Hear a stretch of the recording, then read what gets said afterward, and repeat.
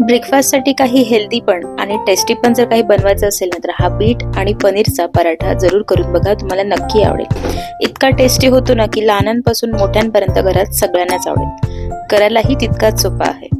रेसिपीला सुरुवात करूया. व्हिडिओ शेवटपर्यंत जरूर बघा आणि सगळ्यात आधी माझ्या चॅनलला सबस्क्राईब करा.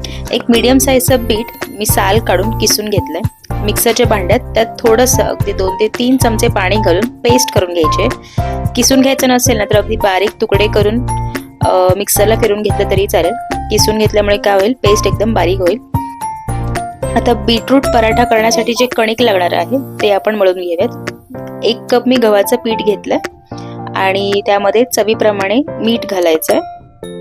आता यामध्ये अर्धा चमचे पांढरे तीळ घालूया.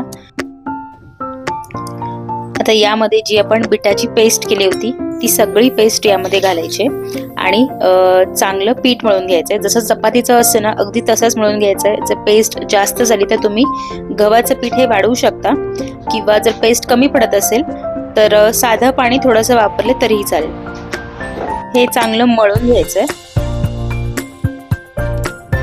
आता हे पीठ मळताना मी फक्त तीळ घातले. तुम्हाला जर ओवा घालायचा असेल किंवा जिरं घालायचं असेल तर तेही घालू शकता. काही जण कोथिंबीर सुद्धा घालतात. तर हे यातलं काही तुमच्याकडे असेल घालावं असं वाटलं तरी घालू शकता.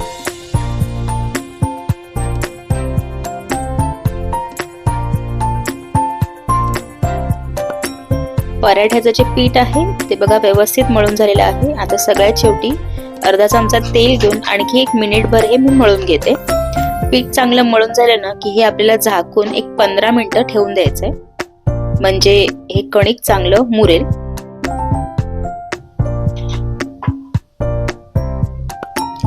आता पराठा करताना जे आतमध्ये स्टफिंग करायचंय ते करून घेऊयात.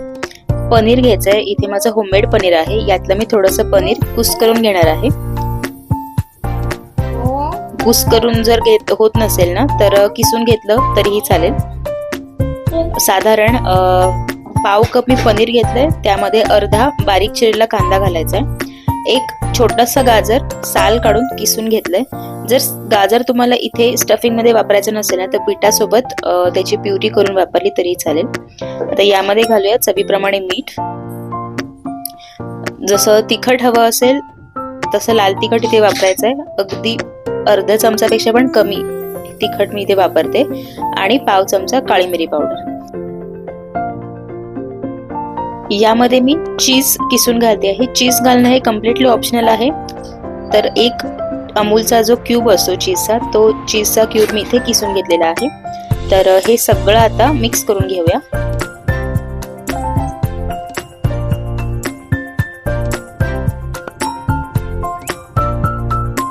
आणि आपलं आता पराठ्याचं स्टफिंग सुद्धा तयार आहे. पराठे आता करून घेऊया. एक छोटासा गोळा घेतलाय, चपातीला जसा घेतो तसाच. थोडंसं कोरडं गव्हाचं पीठ लावून थोडासा लाटून घेतलाय आणि यामध्येच जे स्टफिंग आहे ते भरून घ्यायचंय. मी व्हिडिओमध्ये दाखवते त्या पद्धतीने पूर्ण कव्हर करून घ्यायचंय. खूप जास्त भरलं ना तर ते लाटताना सगळं बाहेर येऊ शकतं. त्यामुळे अगदी जास्त भरू नका. थोडासा मी हाताने प्रेस करून घेतला आहे, म्हणजे त्यातलं जे सारण आहे ते व्यवस्थित डिस्ट्रीब्यूट होईल. पुन्हा थोडंसं कोरड्या पिठामध्ये मी कोट करून घेते आणि हलक्या हाताने हा पराठा लाटून घ्यायचा. अगदी लहानच लाटला आहे. जास्त मोठा लाटला तर त्यातलं सगळं सारण बाहेर येऊ शकतं. तवा माझा अगदी व्यवस्थित तापला. यामध्ये तुपावरतीच मी भाजणार आहे. जर तुम्हाला तूप घ्यायचं नसेल तर बटर घेऊ शकता किंवा तेलात भाजला तरीही चालेल. थोडंसं तूप घातलंय आणि तूप थोडं गरम झालं की यामध्ये हा पराठा भाजायचा आहे. दोन्ही बाजूनी खरपूस हा पराठा भाजून घ्यायचा आहे.